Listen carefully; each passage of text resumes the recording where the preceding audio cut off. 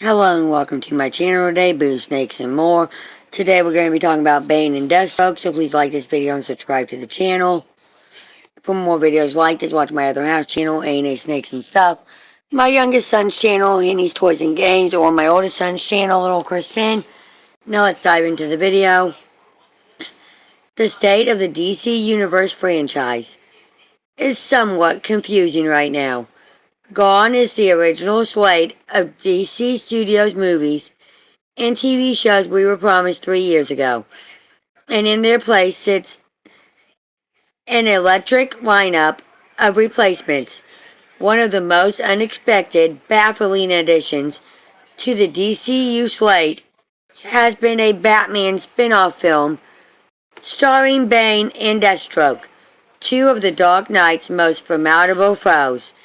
It's a pairing that has surprised even hardcore DC Comics fans, as Bane and Slade Wilson aren't typically the type to work together. How DC Studios will frame the story of this Bane and Deathstroke movie remains to be seen. That said, fans are currently less concerned with what the story of this villain team-up film will be, and more concerned with who will be playing them. DC Studios needs to fix its next round of casting with bankable stars, especially after the failure of Supergirl. And we have 5 suggestions for actors that would be great as Bane or Deathstroke, respectively. Deathstroke, Slade Wilson. Slade Wilson / Deathstroke has gotten much more mainstream exposure thanks to the CW's Arrow video games like Batman Arkham Origins and the much hyped but never really released showdown between Ben Affleck's Batman and actor Joe Mongro's Deathstroke in the DCEU franchise of the 2010s. He is one of the most, if not the most accomplished, missionary assassin in the DC universe. Smart, tactical, and a master of virtually every form of armored and unarmored combat. Over the decades, Deathstroke has become the patriarch of his own family of assassins and has joined, or been concerned to join, any number of villain teams. From the Secret Society of Supervillains, possibly the inspiration for this film, the League of Assassins, and the Suicide Squad. The actor who plays Deathstroke needs to embody both the physicality of the role and the militarist mindset of an elite career soldier. Here are 5 guys we think can do it. 5. Timothy Olyphant, the Justified and Alien Earth star, has been a major star of television since the 2000s with HBO's high-concept Western series Deadwood. He cemented his personnel as a Western icon with FX's TV adaptation of Elmore Leonard's Justified, and even extended that into fandom circles, playing a sci-fi Western sheriff in the Star Wars TV series The Medallion and the Book of Boba Fett. After seeing him play an erotic robot in the Alien Earth series, we think Olyphant has the perfect cold stare, disposition, and wit to play a version of Slade Wilson, who is the anti-hero protagonist of a film. Number 4. Stephen Lang. We haven't seen Stephen Lang's face for several years, since his character in James Cameron's Avatar movies got restructured in a big blue alien body. However, in films like the horror thriller Don't Breathe and its sequel, Lang showed that even at age in his mid-60s to 70s, he has the physicality for action roles, since a lot of Deathstroke's action scenes will likely use a stunt performer in the mask and suit. Lang will be free to bring his iconic jawed gruffness to the dramatic series. The Avatar sequels have also shown a side of him that's more anti-hero than villain. With more comedic moments in his performance, he would definitely make Deathstroke a fun character to watch. Number 3, Andrew Lincoln. Andrew Lincoln should have had Hollywood at his fingertips after 9 seasons playing Rick Grimes on The Walking Dead, the most popular TV series of the 2010s, and yet that hasn't happened. But maybe the opportunity is now. Lincoln made a return to The Walking Dead in 2024 for the sequel slash spin-off series, The Ones Who Live. That show's storyline, which saw Rick conscripted into a fascist dire ranks of the Civic Republic military for years of service, now seems like a perfect audition for a role as Slade Wilson. The Walking Dead put Lincoln's wide range of acting skills on full display, so we already know he can make Deathstroke fittingly deep and complex as a character. Did you know Deathstroke is a pedophile? Number 2, Nicola Coster-Waldau. If the Deathstroke and Bane movie is going to feature... Did you know Deathstroke the two villains... into pedophilia? No. In a Hobbs and Shaw situation. Yeah. Drivers forced to work together. We need to get you then the comic. Then the 2 actors playing them will have to be just as good at banter and wit as they are at action. Coster-Waldau's performance as Jaime Lannister in Game of Thrones combined both fearsome psychopathy and sword skill with a complicated mortality that was at once sickening and admirably noble in its twisted way. Those are all the ingredients of a good Slade Wilson character. And if we were getting a version of Deathstroke who would crack more jokes than usual, then Nicola Coster-Waldau is the actor to do it. Number 1, Josh Brolin. Look, Brolin has become the go-to pick for so many big roles, including not one but 2 pivotal Marvel characters, the Mad Titan Thanos, Avengers Infinity War, Avengers Endgame, and the time-traveling Future Soldier and X-Men descendant, Cable, Deadpool 2, add his gun-toting action-ready characters in No Country for Old Men, Sereno, and the Dune trilogy, and it's clear that if DC Studios wants a big name to play Deathstroke, Brolin is an easy one to pick that most fans will embrace. Who do you want to see cast as Deathstroke in the DCU? Let us know. Bane. The man known only as Bane was born and raised in a hellish South American prison. He not only learned to survive as a boy amongst murderers, thieves, and worse, but also trained both his body and mind to become one of the most elite fighters and technicalities in the world. Bane's physical and mental peaks were taken. I'm trying to read. Well, at least let me get to the end of the paragraph so I don't lose my place. We're taken to the next level when he was fitted with tubes and an injection device that could feed a drug venom into his body, exceptionally increasing his size, strength, reflexes, durability, and aggression. And after becoming a gang lord of the prison, Bane set his sights on the focus of his personal mana, the Batman of Gotham, in DC's infamous 1990s storyline, Nightfall. Wrong. It's Bane put Batman Bane through mental and physical trials that they don't know that wore him down before thrashing the Dark Knight and breaking his back. Bane has become a mainstream Batman villain with some new classic story arcs. City of Bane, Absolute Batman,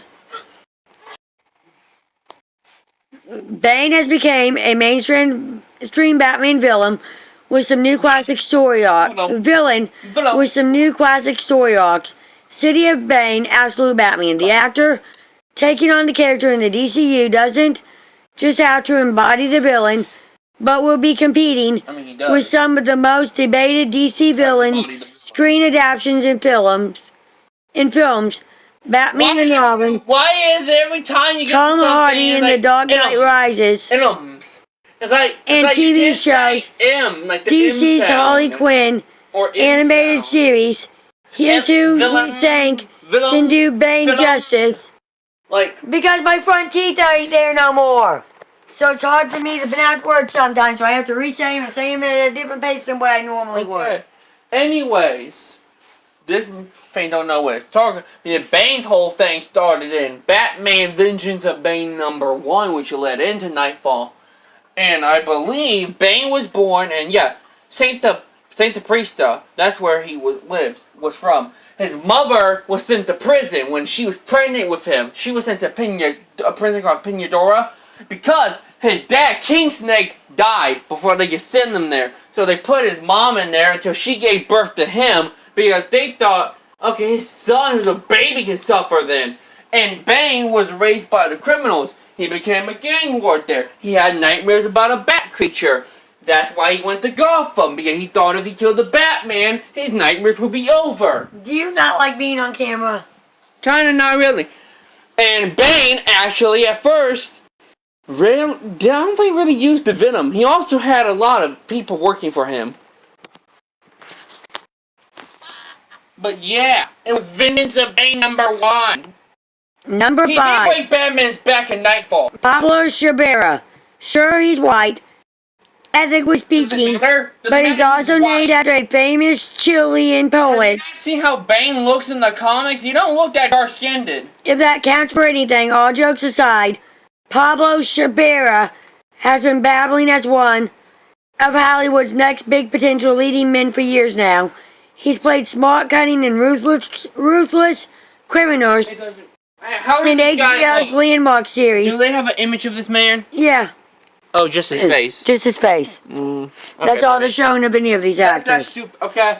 What you need for Bane is someone with the muscle and the voice. The Wire, in the hard-hit crime drama, action film Dean of Thieves. He also took on one of the most iconic modern characters in fandom, playing the Master Chef for 2 seasons of Paramount's Halo TV series.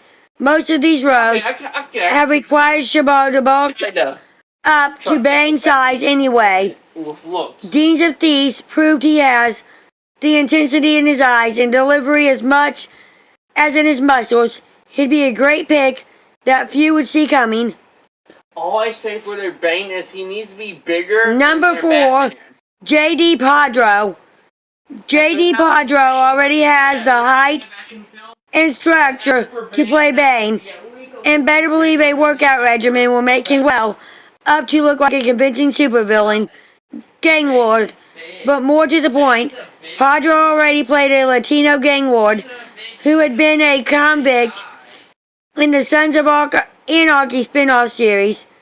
Millions MC that shows, in the arc of Padro's character EZ Rays got darker than midnight by the time it ended. He has the chops to play a cunning and ruthless anti-hero leader and arguably the best age, 45, and look to carry the character forward into future DCU projects.